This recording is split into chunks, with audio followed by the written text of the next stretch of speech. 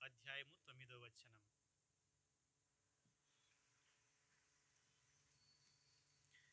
యెహోషువ గ్రంథము 1వ అధ్యాయము 9వ వచనం. ఆ యొక్క ఆఖరి భాగం మాత్రమే మనము చూసుకుంటాం. నీవు నడుచు మార్గం అంతటిలో నీ దేవుడైన యెహోవా నీకు తోడై ఉండును. రెండవదిగా ద్వితీయోపదేశకాండము 31:8. ఆ యొక్క మొదటి భాగం మాత్రమే మనం చూసుకుంటాం. నీ ముందర నడుచువాడు యెహోవా, ఆయన నీకు తోడైయుండును. మూడవదిగా మనం ప్రకటన గ్రంథము 7:17 చూడండి. ప్రకటన గ్రంథము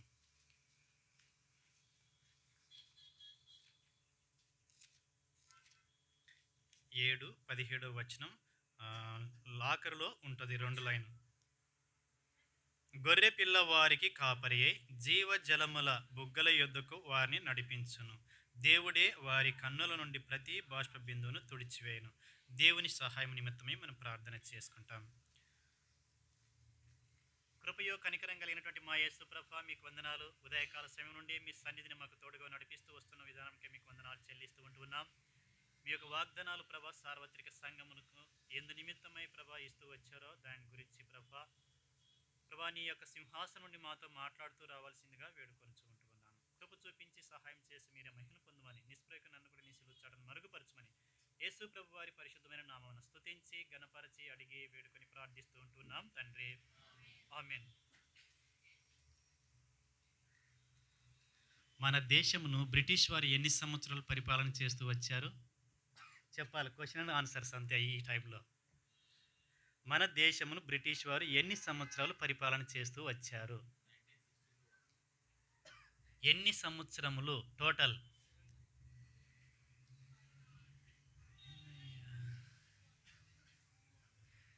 how many peoples are educated in this congregation?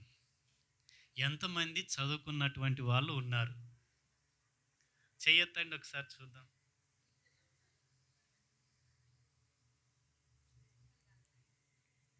సరే, అది పక్కన పెడదాం. ఇశ్రాయేలీలు ఎన్ని సంవత్సరంలో ఐగుప్తులో బానిసలుగా జీవిస్తూ వచ్చారు? 400. యాక్చువల్గా అబ్రహాంతో చెప్పినది 400 సంవత్సరములు. అయితే వారు విడుదల పొందటానికి దాదాపుగా 470 సంవత్సరాలు స్వాధీనపరచుకోవటానికి. ఎందుకు? 4 రోజుల్లో పోవాల్సిన దాన్ని వారు 40 సంవత్సరాలు చేసుకున్నారు కాబట్టి. మరి మీకు ఎన్ని సంవత్సరాలు వేయాలో నాకే తెలియట్లేదు, అన్నీ మర్చిపోయారు కాబట్టి. దేవుని యొక్క లేఖన భాగాలను మనము మర్చిపోయేటువంటి వారముగా ఉండకూడదు. దాదాపుగా 200 సంవత్సరాలు బ్రిటిష్ వారు ఇండియాను పరిపాలన చేస్తూ వచ్చారు. అయితే వారికి వ్యతిరేకంగా మనం ఏం చేస్తూ వచ్చాం? స్వాతంత్ర్య పోరాటాలు చేస్తూ వచ్చాం. అవునా కాదా? అందుకని ఏం చేస్తాం? ప్రతి ఆగస్ట్ 15కి ఏం చేస్తాం? ఎందుకు? ఒక జెండా ఎగిరేసి 2 చాక్లెట్లు తినేసి రావడానికా? ఈ రోజుల్లో అదే ఉంది. మీరు వచ్చిన దేనికోసం అంటే వాగ్దానాలు తీసుకొని ఒక కేక్ ముక్క తిని ఇంటికి పోదామని వచ్చారు. అవునా కాదా? అలానే ఉంది పరిస్థితి చూస్తుంటే. సరే, దాదాపుగా 1845 సంవత్సరంలో వారు అంతకంటే ముందుగా మరి ఇండియాకు వారు వస్తూ వచ్చారు. అయితే 1945లో మనకు స్వాతంత్రం వచ్చినట్టుగా మనం చూస్తూ ఉంటున్నాం. కాబట్టి స్వాతంత్రం ఎందుకోసం వచ్చింది? బ్రిటిష్ వారి నుండి మనకు స్వతంత్రంగా మేమంతగా మేమే మా దేశాన్ని పరిపాలించుకుంటామని చెప్పి మనము ఏం చేశాము? వారందరినీ పారద్రోలి మనము స్వాతంత్రాన్ని చేజిక్కించుకుంటూ వచ్చాం. దీనికి ఎంతోమంది ప్రాణాలను అర్పించారు. కొందరేమో బహిరంగంగా కనిపిస్తారు, కొందరు వెనక ఉంటున్నారు. అయితే మనకు బాగా కనిపించేది ఎవరంటే ఇప్పటికీ గుర్తున్న వ్యక్తి ఎవరు? మహాత్మా గాంధీ గుర్తొస్తారు. కానీ ఆయన శాంతియుతంగా పోరాడుతూ వచ్చాడు. కానీ ఆయనకంటే ఎక్కువగా పోరాటం చేస్తూ వచ్చారు. అవునా కాదా? అయితే వారందరినీ మనం మర్చిపోతూ వచ్చాం. అయితే వారందరినీ మనము ఆగస్ట్ 15 రోజు జ్ఞాపకం చేసుకుంటాం. ఎందుకు? అన్యాయాన్ని ఎదిరించి స్వాతంత్రం తీసుకొని వచ్చారు అనేటువంటి దాన్ని మనం చూస్తూ ఉన్నాం. వచ్చిందా మరి నిజమైన స్వాతంత్రము? చెప్పాలా? గాంధీ నేను అన్నది స్త్రీ మరి రోడ్డు మీద ఒంటరిగా తన ఇంటికి స్వేచ్ఛగా స్వాతంత్ర్యంగా నడుచుకుంటూ వెళ్ళి క్షేమంగా ఇంటికి చేరితే ఆ దినమే స్వాతంత్రం వచ్చినట్టు అన్నాడు. పట్టపగలే ఇంటికి వెళ్ళట్లేదు స్త్రీ. ఇక రాత్రి సంగతి దేవుడు ఎరుగు. అవునా కాదా? అయితే ఇక్కడ గనక మనం చూస్తే దేవుడు కొన్ని వాగ్దానాలను ఇస్తూ ఉన్నాడు. ఎందుకు? వారు వచ్చారు కదా కానాను ప్రదేశానికి, ఇంక వాగ్దానాలు అవసరమా? చెప్పాలా? వాగ్దాన దేశమునకు నడిపించిన తర్వాత వాగ్దానాలు అవసరమా? అయితే అవసరము. వారు గనక మనం చూసినట్లయితే ఇశ్రాయేలీయులు మరి ఇహపరమైనటువంటి భూ సంబంధమైనటువంటి కానానుకు నడిపించబడుతూ వచ్చారు. కానీ అది అబ్రహామును గనక మనం చూస్తే ఆయన పరమందున్నటువంటి కానానులో దాని మీద విశ్వాసం ఉంచి ఆయన విశ్వాసయాత్రను కొనసాగించినట్టుగా మనం చూస్తూ ఉంటున్నాం. అవునా? కాబట్టి ఈ యొక్క విశ్వాస జీవితంలో మనం కూడా పరమకాన అనేటువంటి పరలోక రాజ్యం లేదా నూతన యెరూషలేమైనటువంటి ఆ యొక్క పరలోక రాజ్యం చేరవాలని ఉద్దేశంతో మన యొక్క యాత్రను కూడా మనం ఏం చేస్తూ వచ్చాం? ఈ లోకంలో స్టార్ట్ చేస్తూ వచ్చాం. చూడండి, యెహోషువ రాసినటువంటి గ్రంథము మొదటి అధ్యాయం గనక మనం చూసినట్లయితే వారు దీనిలో మన అంతా అయితే నేను చదవను, కానీ దీంట్లో ఈ వాగ్దానాన్ని ఎందుకు ఇచ్చాడు యెహోషువకు చెప్పండి? దేవుడు కానానుకు తన ప్రజలైనటువంటి ఇశ్రాయేలును నడిపించటానికై ఆయనని ఎంకరేజ్ చేయుట కొరకు లేదా ఆయన బలపరచుట కొరకు ఏం చేశాడు దేవుడు చెప్పండి? వాగ్దానాలను ఇచ్చినట్టుగా మనం చూస్తూ ఉంటాం. ఎక్కడికి వెళ్ళాలని? ఆ యొక్క కానాను ప్రదేశానికి వెళ్ళిపోవటానికి. అక్కడ చూసినట్లయితే ఎంతోమంది రాజులు ఉంటూ ఉన్నారు వీళ్ళకంటే ముందుగా. వారందరినీ కనుక మరి పారుత్రోలాలంటే వీరి వల్ల కాదు. వారు వారి యొక్క శక్తి పరంగా చూసుకున్నా, వారి యొక్క బలం పరంగా చూసుకున్నా, వారు అంతకుముందు నడుచుకున్నటువంటి మార్గములను బట్టి చూస్తే వారు ఎలాంటి వారో మనకు బాగా తెలుసు. మోసేకే వారు ముచ్చెమటలు పట్టించారు. అవునా కాదా? మోసే ప్రార్థనకి చేయడానికి వెళ్ళడం తడవలేదు, వీరు తిరిగి లోకం వైపు తిరగడం అనేటువంటిది మనం చూస్తూ వచ్చాం. కాబట్టి ఇలాంటి ఎదురాడేటువంటి ప్రజలను నడిపించడం అంత ఈజీనా? చాలా కష్టం. అయితే ఒక చిన్న ఎగ్జాంపుల్ చెప్తాను. ఒక స్కూల్ ఉందనుకోండి, మొట్టమొదటిగా 1990 సంవత్సరంలో స్టార్ట్ చేశారనుకోండి ఆ స్కూల్కి. ఆ యొక్క స్కూల్ గోల్ ఏంటి చెప్పండి? మొట్టమొదటిగా ఒక 10th క్లాస్ బ్యాచ్ని కనుక మనం తీసుకుంటే ఆ యొక్క హెడ్ మాస్టర్ యొక్క గోల్ ఏంటంటే స్కూల్లో ఉన్న పిల్లలందరూ పాస్ అవ్వాలి. అవునా కాదా? అంతేనా మొదటి గోలు? సరే, నెక్స్ట్ ఇయర్కి వచ్చేసరికి గోల్ ఏంటిది చెప్పండి? వారందరూ పాస్ కావడం మాత్రమే కాదు, కానీ ఆ లాస్ట్ ఇయర్ ఎగ్జామ్లో ఫస్ట్ ర్యాంక్ ఎవరిదైతే వచ్చిందో ఆ ర్యాంక్ కంటే ఎక్కువ మార్కులు రావాలి. అవునా కాదా? అప్పుడే ఆ యొక్క గోల్, స్కూల్ యొక్క గోల్ ఫుల్ఫిల్ అవుతుంది. ఇయర్కి తమ గోల్ అనేటువంటివి చేంజ్ అవుతూ వస్తాయి స్కూల్లో. అయితే ఇక్కడ కనుక మనం చూసినట్టయితే మన ముందు ఉంచబడినటువంటి పరుగు పందెము అంటాడు ఈ యొక్క ఆత్మీయ జీవితాన్ని అపోస్తులైనటువంటి పౌలు. కాబట్టి ఈ యొక్క ఆత్మీయ జీవితంలో ఈ యొక్క పరుగు పందెంలో మనం కూడా ఏ విధంగా పరిగెత్తాలి చెప్పండి? ఓపికతో పరిగెత్తాలి. అందుకని ఈ యొక్క వాగ్దానాలను ఎందుకు ఇస్తూ వచ్చాడంటే యెహోషువకు ఓపికతో పరిగెత్తడం కోసమే దేవుడైనటువంటి యెహోవా ఆయనకు అనుగ్రహిస్తూ వచ్చాడు. అందుకని ఆయన ఎవరు చూపిస్తూ వచ్చాడంటే, అయా మోసే కూడా నేను తోడుగా ఉంటూ వచ్చాను కాబట్టి నీ కూడా తోడు ఉంటానని చెప్పేసి అంటూ వచ్చాడు.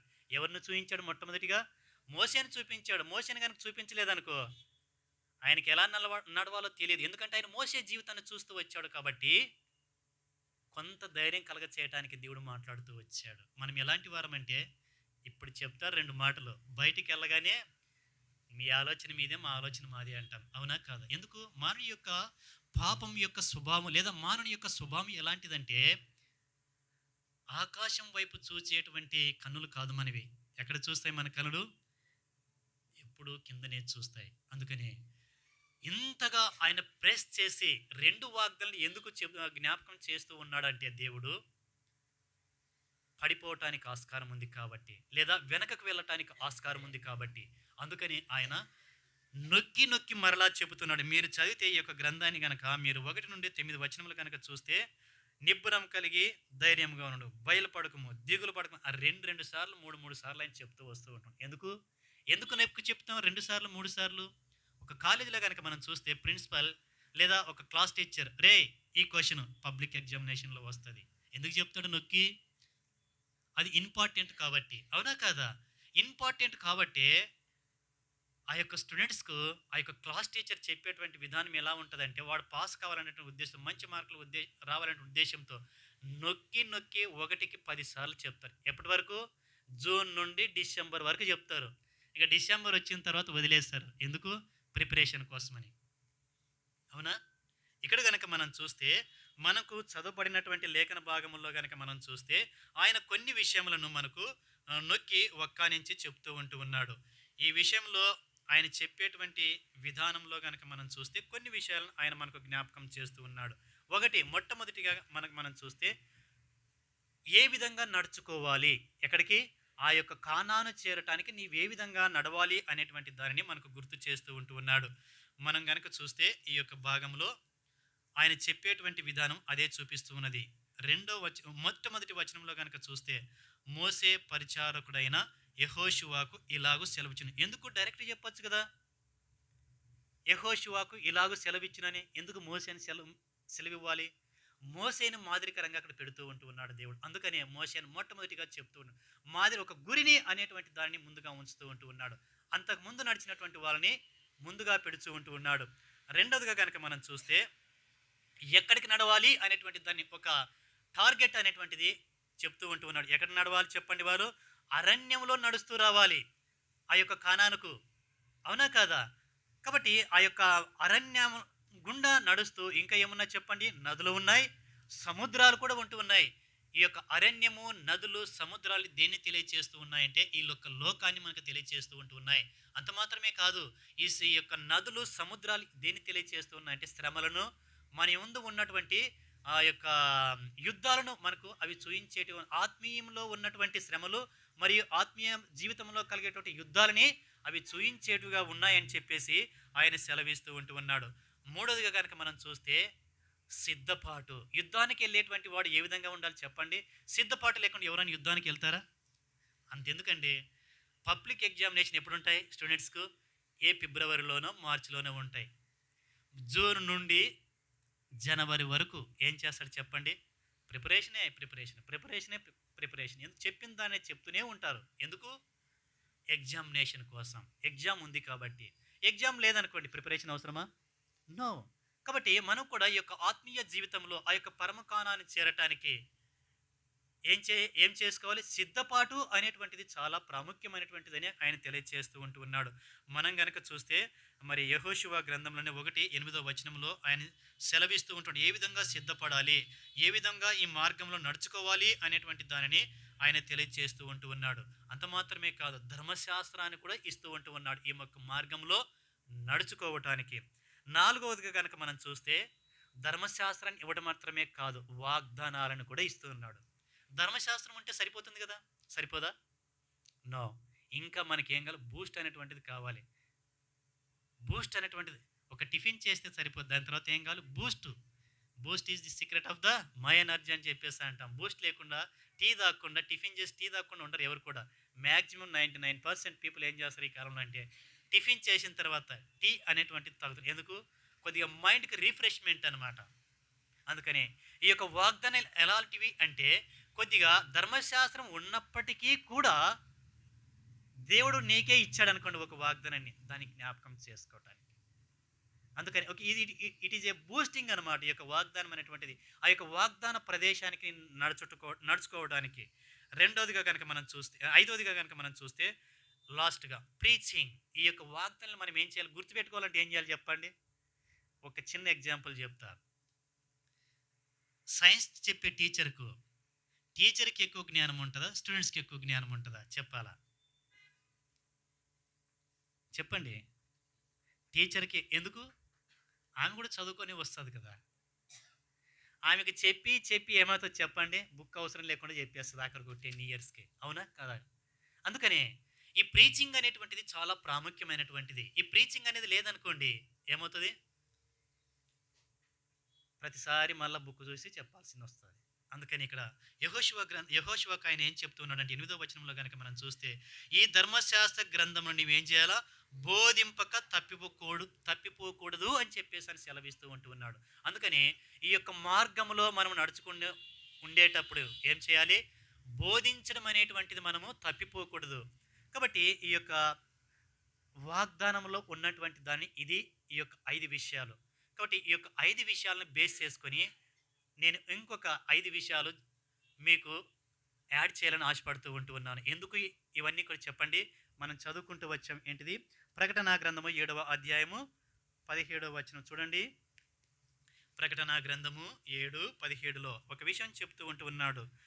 ఎక్కడికి నడిపిస్తున్నాడంట వారిని? గొర్రెపిల్ల వారికి కాపరి అయి జీవ జలముల బుగ్గల యొద్దకు వారిని నడిపించును అని చెప్పేసి ఇక్కడ రాస్తున్నాడు. ఎందుకు ఇదంతా అని గనక మనం చూస్తే వారిని నడిపించటానికి. ఎక్కడికి నడిపించాలి? ఇక్కడ అన్నాడు జీవ జలముల బుగ్గల యొద్దకు వారిని నడిపించుటకు అని చెప్పేసి అంటూ ఉంటున్నాడు. కాబట్టి అక్కడికి నడిపించటానికి ఇదంతా కూడా ఆయన ప్రిపరేషన్. కాబట్టి చూడండి, ఆది కాండము 39వ అధ్యాయము 23వ వచనం. 39:23 తెలిసినటువంటి వారు సహాయం చేయవలసిందిగా మనం చేస్తాం. యెహోవా అతనికి తోడై ఉండెను గనుక ఆ చెరసాల అధిపతి అతని చేతికి అప్పగింపబడిన దేనిని గూర్చి విచారణ చేయక ఉండిన. చాలు. ఇక్కడ గనక మనం చూస్తే మనం రాత్రికాల సమయంలో చూస్తూ వచ్చాం. యోసేపు ఎక్కడున్నాడు చెప్పండి? చెరసాలలో ఉంటూ ఉన్నాడు. చెరసాలలో ఉన్నప్పుడు అక్కడ ఎవరున్నారు చెప్పండి? పానదాయకుడు ఉంటున్నాడు, భక్ష్యకారుడు ఉన్నాడని మనం చూస్తూ వచ్చాం. వారికి ఏం కలిగింది? కళ వచ్చినట్టుగా మనం చూస్తూ ఉంటున్నాం. కళలో ఏం చెప్పబడింది చెప్పండి? చెప్పాలి ఫాస్ట్గా.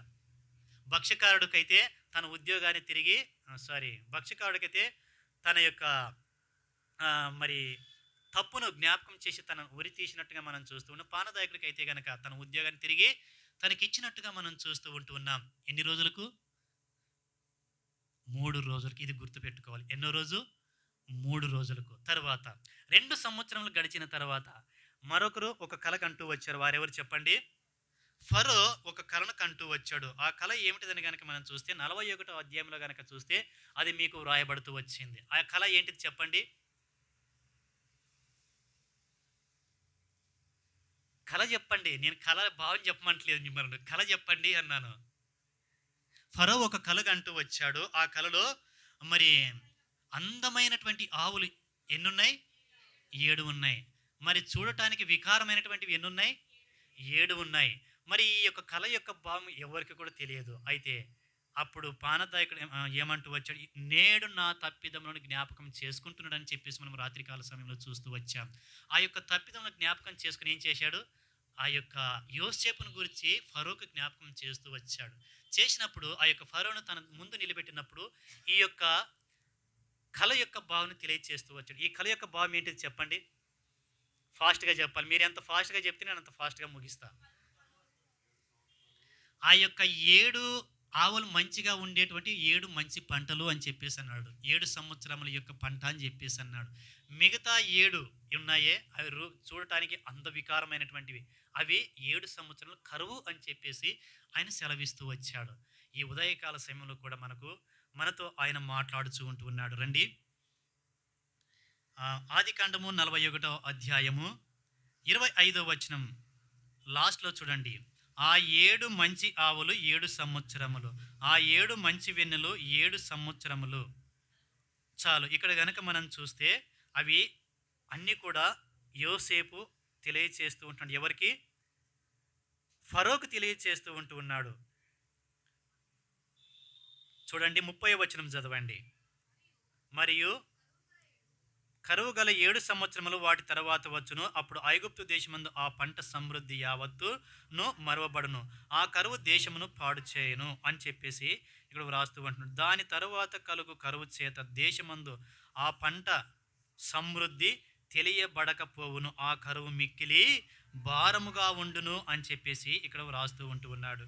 కాబట్టి ప్రజలారా, మనం తెలుసుకోవాల్సింది ఏమిటంటే ఆ యొక్క 7 సంవత్సరములు మంచి పంట పండేటువంటి సంవత్సరములు. మరి ఆ యొక్క 7 సంవత్సరములు చూడండి, 53వ వచనం చదవండి. ఐగుప్తు దేశమందు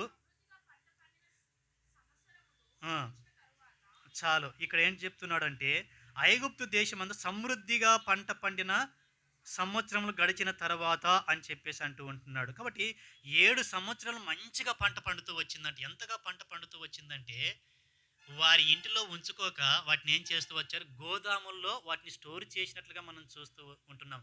సమృద్ధి అనేటువంటిది ఎలా చెప్పగలమంటే, మనం తినగా మిగిలిపోతే దాన్ని ఏమంటాము, సమృద్ధి అని చెప్పేసి అంటాం. కాబట్టి ఇక్కడ గనక ఈ యొక్క పంట దేన్ని తెలియచేస్తూ ఉంటుందంటే, దేవుని యొక్క వాక్యాన్ని తెలియచేస్తూ ఉంటున్నది. ఈ యొక్క 7 సంవత్సరములు ఏం తెలియచేస్తూ ఉన్నాయంటే, మనం చూడవచ్చు. 7 అంతకు ముందు ఉన్నటువంటి 3 రోజులు ఒక్కొక్క దాన్ని గనక మనం మల్టిప్లికేషన్ చేస్తే 21 ఇయర్స్ అవుతది.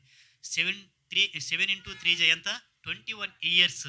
యాక్చువల్‌గా మనం గనక చూసుకున్నట్లయితే, భగత్ సింగ్ గారు చనిపోయినటువంటి కాలం నుండి ఈ రోజు వరకు గనక మనం చూస్తే 2021 వరకు గనక చూస్తే ఎన్ని సంవత్సరాలు చెప్పండి? 21 సంవత్సరములు. అవునా కాదా? ఆ 21 సంవత్సరములు గనక మనం చూస్తే, దేవుని యొక్క వాక్యము అనేటువంటిది ఎంత సమృద్ధిగా వారు విత్తుతూ వచ్చారంటే, అంత సమృద్ధి అయినటువంటి వాక్యాన్ని ఈ యొక్క ప్రపంచంలో విత్తుతూ వచ్చారు దైవజనులైనటువంటి వారు. ఆ యొక్క పంట ఎలాంటిదంటే, తిరిగి మిగిలిపోయినట్టుగా మనం చూస్తూ ఉంటున్నాం. ఎలా అంటే ఎంతగా అభివృద్ధి చెందుతూ వచ్చిందంటే సంఘము, మల్టిప్లికేషన్, మనం ఒకవేళ 7 into 3 = 21 అంటే దానికి ఇంకా అధికముగా సంఘము అభివృద్ధి చెందుతూ వచ్చినట్లుగా మనం చూడవచ్చు. దేవుని యొక్క సేవకులు వెళ్ళిన ప్రతి చోట కూడా భగత్ సింగ్ గారు ఎవరినైతే మరి ప్రార్థన చేస్తూ పంపిస్తూ వచ్చాడో, ఆ ప్రదేశం అంతటి కూడా ఎలా ఉన్నది చెప్పండి? సమృద్ధిగా పంట పండినటువంటి సంవత్సరములు ఏవైతే ఉన్నాయో, ఆ విధముగా దేవుని యొక్క పరిచర్య అభివృద్ధి పొందుతూ వచ్చింది. మీరు ఎక్కడైనా చూసుకోండి. మొదటి కాలములో భగత్ సింగ్ గారు ప్రార్థన చేసి పంపించిన ప్రతి సేవకుడు కూడా ఆ యొక్క పరిచయను అభివృద్ధి పరుస్తూ వచ్చినట్లుగా మనం చూడవచ్చు. అందుకనే ఈ రోజుల్లో ఎక్కడ ఏ ప్రదేశానికి వెళ్ళినా ఏమున్నాయి చెప్పండి? హెబ్రోన్ సంఘాలు అనేటువంటివి ఉంటూ ఉన్నాయి. అయితే ఎప్పుడైతే సమృద్ధి కలిగినటువంటి సంవత్సరంలో అంటే, దేవుని యొక్క వాక్యము ఎంత సమృద్ధి అంటే, దేవుని యొక్క దైవజనులు నిలబడి వాక్యం చెప్తూ ఉంటే, వాళ్ళు ఏం మాట్లాడతారో తెలియదు కానీ, ఆ చెప్పబడుతున్న మనుషుల యొక్క హృదయాలు ఎంతో శాంతి, సమాధానము, నెమ్మది అనేటువంటిది ఆ రోజుల్లో కనిపిస్తూ వచ్చేది. ఎంత బాధలో ఉండి వచ్చి ఆ యొక్క సన్నిధిలో కూర్చున్నట్టు ఆనందంతో లేచిపోయేటువంటి వారు. అంత సమృద్ధి ఆ రోజుల్లో దేవుని యొక్క సన్నిధిలో, దేవుని యొక్క వాక్యములో. అయితే ఆ యొక్క సంవత్సరములు ఏంటివి? 7 సంవత్సరములను చెప్తూ అక్కడ వచ్చాడు. కానీ ఈ యొక్క 21 సంవత్సరములు ఎప్పుడైతే గడిచిపోతూ వచ్చాయో, కరువు అనేటువంటిది స్టార్ట్ అవుతూ వచ్చింది. మనం గనక చూస్తే ఈ యొక్క ఆదికాండంలో 54వ అధ్యాయం 41, 54వ వచనంలో గనక మనం 53లో చెప్పబడుతూ వచ్చింది. ఆ యొక్క పంట సమృద్ధిగా పంట పండినటువంటి సంవత్సరంలో అయిపోయిన తర్వాత ఏం స్టార్ట్ అయింది చెప్పండి? కరువు స్టార్ట్ అయింది. ఈ కరువు ఏమిటిదంటే, ఈ యొక్క ఆహార ధాన్యాలైనటువంటి కరువు కాదు, దేవుని యొక్క వాక్యము అనేటువంటి కరువు. ఈ రోజుల్లో కనుక మనం చూస్తే వాక్యం కరువు ఉందా చెప్పండి? ఏ యూట్యూబ్ తెలుపు ఓపెన్ చేసినా మీకు ఏ వాక్యం కావాలో ఆ వాక్యం దొరుకుతుంది. అవునా? మరి నీ హృదయం నిండుతుందా? తృప్తి కలుగుతుందా? ఎందుకు ఎందుకు కలగట్లేదు? సమృద్ధిగా ఉంది కదా ఆహారము. నో. ఎందుకు లేదంటే, దైవజనులు ఆ రోజుల్లో ప్రార్థన చేసి బిఫోర్ అంటే ఆ యొక్క పులిపీఠం ముందుకు రాకముందే ఎన్నో దినములు వాళ్ళు ప్రార్థించి, ప్రభువా నీ బిడ్డల కోసం ఏది సిద్ధపరిచావు నాయనా బయలుపరచని చెప్పేసి ప్రార్థించి వచ్చి నిలబడి 2 మాటలు మాట్లాడితే ఎంతో సంతృప్తినిచ్చేటువంటిది ఆ రోజుల్లో. ఈరోజు దైవుని యొక్క సేవకులు లేదా దైవ వర్తమానికులు ఆ ఆది కాండం నుండి ప్రకటన గ్రంథం వరకు తిప్పేసి రాసుకొని వచ్చి చెప్పినప్పటికీ కూడా హృదయాలలో నిండట్లేదు, హృదయంలో శాంతి కలగట్లేదు, హృదయంలో సమాధానం కలగట్లేదు. వచ్చిన వారు వచ్చినట్టే వెళుతున్నారు కానీ ఎవరు హృదయం కూడా నింపబడట్లేదు. ఎందుకు? ఇది ఆత్మీయ కరువు. ఏంటిది? ఇది ఆత్మీయ కరువు. ఇవి ఎన్ని సంవత్సరాలు ఉన్నాయంట? ఇక్కడైతే 7 సంవత్సరాలు అని చెప్పేసి అంటూ ఉంటున్నాడు. మరి 7 into 3 గనక వేసుకుంటే 21 సంవత్సరములు. భగత్ సింగ్ గారు చనిపోయి 25 సంవత్సరాలు అవుతున్నప్పటికీ ఈ యొక్క కరోనా ఎప్పుడు స్టార్ట్ అయింది చెప్పండి? కరెక్ట్‌గా 2000 సంవత్సరంలో స్టార్ట్ అవుతూ వచ్చింది. కరోనా తర్వాత ఎంతగా డిస్ట్రాక్షన్ స్టార్ట్ అవుతూ వచ్చిందంటే, సంఘము అల్లకల్లోలం అయిపోతూ వచ్చింది. మీరు తెలుసో తెలీదో ఐ డోంట్ నో. నా మట్టుకు నేను గ్రహిస్తూ వచ్చాను. ఈ యొక్క సంఘాన్ని 2 భాగాలుగా విభజించవచ్చు. కరోనాకు పూర్వము, కరోనా తర్వాత అని చెప్పేసి. క్రీస్తుకు పూర్వము, క్రీస్తుకు తరువాత అని ఏ విధంగా అయితే విభజించవచ్చో, ఈ రోజుల్లో కూడా సంఘాన్ని 2 భాగాలుగా విభజించవచ్చు. కరోనా కంటే పూర్వము సంఘం ఎంతో అభివృద్ధి చెందుతూ వచ్చింది.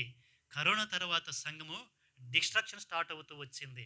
మీరు కావాలంటే చెక్ చేసుకోండి. ఏ సంఘం నుండి చూసినా, ఏ చిన్న సంఘం, ఏ పల్లెటూరికి వెళ్ళినా ఈ రోజుల్లో ఎన్నున్నాయి? 4, 5 గ్రూపులు ఉంటూ ఉన్నాయి. ఉండేది నలుగురే పల్లెటూరులో. నేను వెళ్తూ వచ్చాను ఒక పల్లెటూరికి లాస్ట్ ఇయర్. నలుగురు లేరు సంఘంలో. నలుగురికి 4 గ్రూపులుగా ఉంటూ ఉన్నారు. ఎందుకు? వాక్యం లేదా? దైవ సేవకులు లేరా? ప్రార్థన చేసేటువంటి వారు లేరా? మరి ఎందుకు ఈ కరువు మనకు అని గనక మనం ఆలోచించినట్లయితే ప్రభు సెలవిస్తూ ఉంటూ ఉన్నాడు. ప్రభువే ఆ కరువుని తీసుకొని వస్తూ ఉంటూ ఉన్నాడు. అందుకనే ఆ 21 సంవత్సరాల పంట ఇప్పుడు ఏమైపోయింది చెప్పండి? ఈ 5 సంవత్సరాల లోపలే మరోబడుతూ వచ్చింది. మన కోర్ వాల్యూస్ అని ఎక్కడ పోతూ వచ్చాయో నాకైతే అర్థం కావట్లేదు. భగత్ సింగ్ గారు 22 గంటలు, 20 గంటలు ఆయన ప్రార్థించి దేవుని యొక్క వాక్యమును వెత్తి దేవుని యొక్క సంఘమును కడితే, దేవుని యొక్క క్రమం నేర్పించిపోతే, ఆ క్రమం ఉందా ఈ రోజుల్లో? కరోనా తర్వాత ఆ క్రమం ఉందా? ఎక్కడ కూడా కనిపించట్లేదు. ఎక్కడైతే స్థాపిస్తూ వచ్చాడో అదే స్థలములోనే ఈ రోజుల్లో అదే క్రమం పాటించబడట్లేదు. ఎంత దౌర్భాగ్యమైనటువంటి పరిస్థితులు చూడండి. అందుకనే దేవుడు సెలవిస్తూ ఉంటూ ఉన్నాడు. ఏం సెలవిస్తూ ఉంటూ ఉన్నాడంటే, ఇంకా ఎన్ని సంవత్సరాలు ఉన్నాయో తెలుసా? ఈ కరువు సంవత్సరాలు. ఆయన అక్కడైతే 7 సంవత్సరాలని చెప్పబడుతూ వస్తూ ఉంటూ ఉన్నాయి. నా మట్టుకు నేను గ్రహించినది ఏంటంటే, మేబీ ఇంకా 21 సంవత్సరాలు, లేదా ఇంకా 21లో 5 గనక మనం తీసివేస్తే ఇంకా 16 సంవత్సరాలు ఉన్నాయి అనేటువంటి దానిని ఆయన సెలవిస్తూ ఉంటూ ఉన్నాడు. 5 సంవత్సరాలకే ఆ యొక్క మంచి పంట పండినటువంటి 21 సంవత్సరాలని మనం మర్చిపోతే, ఈ యొక్క 5 సంవత్సరాలలోనే ఇంకా ముందుకు ఈ 10 సంవత్సరాలు లేదా ఈ 16 సంవత్సరాలు ఎలా ఉంటుందో ఒకసారి ఆలోచించండి. భగత్ సింగ్ గారు ఎంతో కష్టపడి ఆయన సంఘమును స్థాపించి, దైవ సేవకులను ఇచ్చి, పరిచారకులను ఇచ్చి, ఎంతోమందిని ప్రిపేర్ చేసి ఎన్ని సంవత్సరాలు సంఘాన్ని కాచి కాపాడుతూ వచ్చాడు చెప్పండి? 21 సంవత్సరాలు. చూడండి మీరు, కరోనా వచ్చేంత వరకు మంచి దైవ సేవకులు ఉంటూ వచ్చారు. నాకు తెలిసి ఫిలిప్ గారు లేదా ఆ తర్వాత తరం అంతా పోయినటువంటి తర్వాత ఇంకెవరు కూడా లేరు. ఈ రోజులలో ఎంతోమంది వచ్చి చెప్తూ ఉంటూ ఉన్నారు, కానీ ఏమవుతుంది చెప్పండి? హృదయాలు ఆదరించబడట్లేదు, హృదయాలు నింపబడట్లేదు. మన హృదయం అలానే ఉండి ఎలా వస్తున్నామో అలానే వెళ్ళిపోతూ ఉంటూ ఉన్నాం, కానీ ఆ యొక్క తృప్తి అనేటువంటిది మన హృదయంలో కలుగట్లేదు. కారణం ఏమిటంటే, ఇప్పుడు ఆత్మీయ కరువులో మనందరం కూడా జీవిస్తూ ఉంటూ ఉన్నాం. అయితే ప్రభు అంటూ ఉన్నాడు ఆత్మీయంగా జీవించేటువంటి వారికి ఆయన ఎలాంటి ఉత్తేజాన్ని కలిగిస్తూ ఉంటున్నాడంటే, యెహోషువకు ఇచ్చినటువంటి వాగ్దానాలనే ఇప్పుడు నాకును నీకును ఆయన అనుగ్రహించు వస్తూ ఉంటూ ఉన్నాడు. లోకం వైపు చూడకు నీవు, ఆ యొక్క శ్రమల వైపు చూడకు నీవు, ఆ యొక్క కష్టాల వైపు చూడకు నీవు అని చెప్పేసి ఆయన ఏ విధంగా అయితే ఆయన ఎంకరేజ్ చేస్తూ వాగ్దానాలు ఇస్తూ వచ్చాడో, అదే విధముగా మనకు కూడా ఆయన వాగ్దానాలు ఇస్తూ వస్తూ ఉంటూ ఉన్నాడు. ఇంకా ఎన్ని సంవత్సరాలు ఉన్నాయి చెప్పండి? 16 సంవత్సరాలు ఉంటున్నాయి. కరువు ఆ 7 సంవత్సరాలు ఇంకా మనకు భూమి మీద 7 సంవత్సరాలు కరువు సంవత్సరాలు స్టార్ట్ కాలేదు. అప్పటి వరకు కూడా ఆత్మీయ కరువు అనేటువంటిది కొనసాగుతూ వస్తాయి. ఎప్పటి వరకు? 7 సంవత్సరములు మనకు దేవుని యొక్క లేఖనంలో చెప్పబడుతూ వచ్చింది. ఏంటిది? ఆ శ్రమల కాలం 7 సంవత్సరాలు అని చెప్పేసి. అప్పటి వరకు కూడా ఈ యొక్క ఆత్మీయ కరువులో మనం కొనసాగుతూ రావాల్సిందే. అందుకనే ప్రభు ఏం సెలవిస్తూ వచ్చాడంటే, ఈ సంవత్సరం మనకు యెహోషువను ఏ విధంగా అయితే ఆయన ధైర్యపరుస్తూ ఉంటూ ఉన్నాడు, అదే విధముగా మనకు కూడా ఈ యొక్క ఉదయకాల సమయంలో ఆయన సెలవిస్తూ ఉంటున్నాడు. చూడండి, ఆదికాండము 41వ అధ్యాయము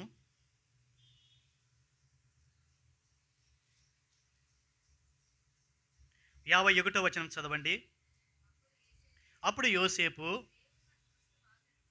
దేవుడు నా సమస్త బాధను నా తండ్రి ఇంటి వారందరినీ నేను మరిచిపోవునట్లు చేశానని చెప్పి తన జ్యేష్ఠ కుమారునికి మనస్సే అని పేరు పెట్టాను. మనస్సే అంటే ఏంటి చెప్పండి?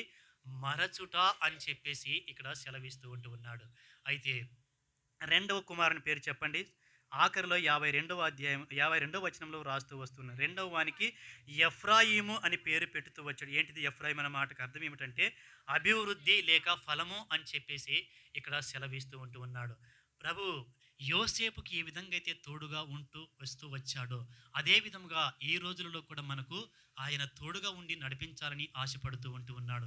ఎప్పుడు ఆయన నడిపిస్తూ ఆడంటే యెహోషువ రాసినటువంటి మొదటి అధ్యాయం చూడండి. యెహోషువ మొదటి అధ్యాయం 8వ వచనం. ఈ ధర్మశాస్త్రమును నీవు బోధింపక తప్పిపోకూడదు. ఎప్పుడు తోడుగా ఉంటాడంటే నీవు బోధించే విషయంలో తప్పిపోకూడదు. నెంబర్ 1.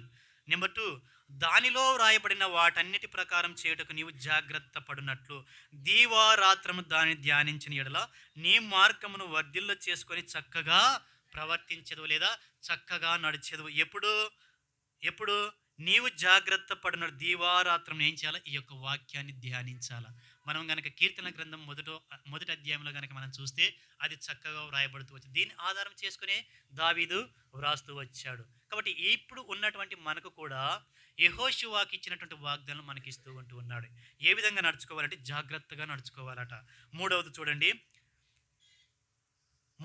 నేను నీకు ఆజ్ఞాపించి ఉన్నాను కదా, నిబ్బరము కలిగి. ఏం ఆజ్ఞాపించాడు ఆయన అంటే ఈ యొక్క ఆజ్ఞలన్నిటినీ కూడా మనకు అనుగ్రహిస్తూ వచ్చాడు. ధర్మశాస్త్రం అంతటిని కూడా మనకు అనుగ్రహిస్తాడు. ధర్మశాస్త్రం అంటే ఏమిటిదంటే ఈ యొక్క బైబిల్ వాక్యము లేదా దేవుని యొక్క గ్రంథం, పరిశుద్ధ గ్రంథం అని చెప్పేసి ఆయన సెలవిస్తూ ఉన్నాడు. ఏ విధంగా నడుచుకోవాలంటే నిబ్బరం కలిగి ధైర్యంగా ఉండాలంట, దిగులు పడకూడదంట, జడియకూడదట. ఈ 4 విధానాలు ఏమిటి అంటే ఇవి బలపరిచేటువంటి మాటలు. పరుగు పందెంలో ఉన్నటువంటి వాడు బలహీనుడు ఉన్నాడు అనుకోండి, తనకంటే బలవంతుడు ముందుగా లైన్లో ఉన్నాడు అనుకోండి, వాడు ఏమనుకుంటాడు? చూసినప్పుడు నన్ను నేను చూసుకున్నప్పుడు ఎలా ఉన్నాను చెప్పండి? బలహీనుడుగా ఉన్నాను శారీరక రీతిగా. మరి పరుగు పందెంలో నిలబడినప్పుడు నాకంటే బలవంతుడు నిలబడినప్పుడు అరే ఆయన అన్నాడు అపోస్తలుడైనటువంటి పౌలు, పరుగు పందెంలో నిలబడినటువంటి వారందరికీ బహుమానం దొరకదు. ఎవరికి వస్తుంది బహుమానం చెప్పండి? ఎవరైతే పరుగు పందెంలో పరిగెత్తి మొట్టమొదటిగా ఆ యొక్క మార్కును దాటుతారో వారికే బహుమతి, అందరికి కాదు. అవునా కాదా? కాబట్టి ఈ యొక్క పరుగు పందెంలో ఈ యొక్క ఆత్మీయ జీవితంలో మనము కూడా మొట్టమొదటిసారిగా ఈ యొక్క పరుగు పందాన్ని తుదముట్టేటువంటి వారంగా ఉండాలి.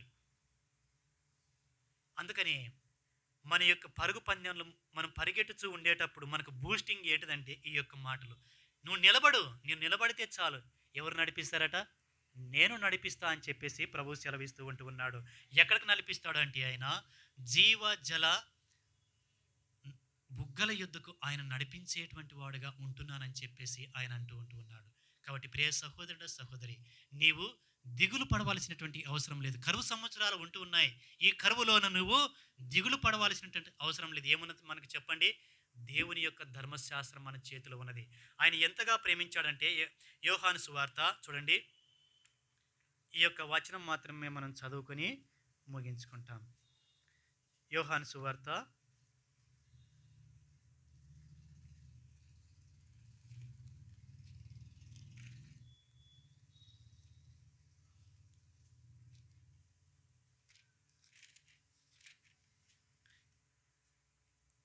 ఒక మాట ఆయన చెప్తూ వస్తాడు. అంతిమ వరకు ప్రేమించను అని చెప్పేసి పస్కా పండుగకు ముందే తాను 13వ అధ్యాయము 1-2 వచనం మాత్రమే మనం చదువుకొని మన యొక్క ముందున్నటువంటి భాగంలోనికి ప్రవేశిద్దాం. చూడండి, అందరు కలిసి చదువుకున్నాం. తాను ఈ లోకములో నుండి తండ్రి యొద్దకు వెళ్ళవలసిన గడియ వచ్చినని యేసు పస్కా పండుగకు ముందే ఎరిగిన వాడై లోకములోనున్న తన వారిని ప్రేమించి వారిని అంతము వరకు ప్రేమించును. చాలు. ఇక్కడ కనుక మనం చూస్తే ఆయన ముందే ఎరిగినటువంటి వాడై అనేటువంటి వాక్య భాగాన్ని మనం చూడవచ్చు. ఏమిటిది? ఈ యొక్క కరువు అనేటువంటిది దేవుడు ముందుగానే ఎరిగినటువంటి వాడై మనకేమిచ్చాడు చెప్పండి? ఈ యొక్క వాగ్దానాలను మనకు అనుగ్రహిస్తూ వచ్చాడు. ఎలా ప్రేమించాడు ఈ దేవుడు మనల్ని? అంతిమ వరకు ప్రేమించినటువంటి వాడిగా మనం చూస్తూ ఉంటున్నాం. ఇప్పుడు మన ముందు ఎవరు లేరు చెప్పండి? మోసే లేడు. అంత మనకంటే ముందు ఎంతోమంది హెబ్రీయులకు రాసినటువంటి పత్రిక 12వ అధ్యాయంలో గనుక చూస్తే మనము విశ్వాస వీరుల యొక్క పట్టిక చాలా ఉన్నది. ఇప్పుడు వారందరూ కూడా మన ముందు లేరు. కాబట్టి మనమే ఈ యొక్క ఆత్మీయ జీవితంలో మనం ఒంటరిగానే ఈ యొక్క లోకములో మరి పరిగెత్తవలసినటువంటి వారంగా ఉంటూ ఉన్నాం. మనతో ఎవరున్నారు చెప్పండి? యేసు ప్రభుల వారు మాత్రమే ఉంటూ ఉన్నారు. కాబట్టి అందుకని ఆయన ధైర్యపరుస్తూ ఉంటున్నాడు. ఏమంటున్నాడు? నిబ్బరము కలిగి మరి ధైర్యముగా ఉండి ఈ యొక్క పరుగు పందెంలో ముందుకు సాగాలని చెప్పేసి ఆయన సెలవిస్తున్నాడు. కాబట్టి ప్రియ సహోదరుడు సహోదరి, నీవు ఎవరైనప్పటికీ సరే ఈ లోక యాత్రలు నీవు జీవిస్తూ ఉన్నప్పుడు నీవు అటో ఇటు చూడకుండా ఎవరి వైపు చూడాలి చెప్పండి? యేసు వైపే చూడాలి. మన గురి ఎవరు చెప్పండి? యేసు ప్రభువే. మనకి మంచి మాదిరిని ఆయన ఉంచిపోతూ వచ్చాడు. మనం ఎవరిని మాదిరి తీసుకోవాల్సినటువంటి అవసరం లేదు. ఇక్కడ కనుక మనం చూస్తే యెహోషువకు మోషేను మాదిరికరంగా ఉంచుతూ వచ్చాడు. మనకైతే ఎవరున్నారు చెప్పండి? ఇప్పుడు యేసు ప్రభుల వారే మన ముందు మాదిరిగా ఉంటూ ఉన్నాడు. కాబట్టి మనము కుడికి కానీ ఎడమకు కానీ చూడకుండానట్లు మన ముందు ఉంచబడినటువంటి పరుగు పందెంలో గురువైపే చూస్తూ ముందుకు సాగాలని చెప్పేసి ఈ యొక్క మధ్యాహ్న కాల సమయంలో ఆయన సెలవిస్తూ ఉంటూ ఉన్నాడు.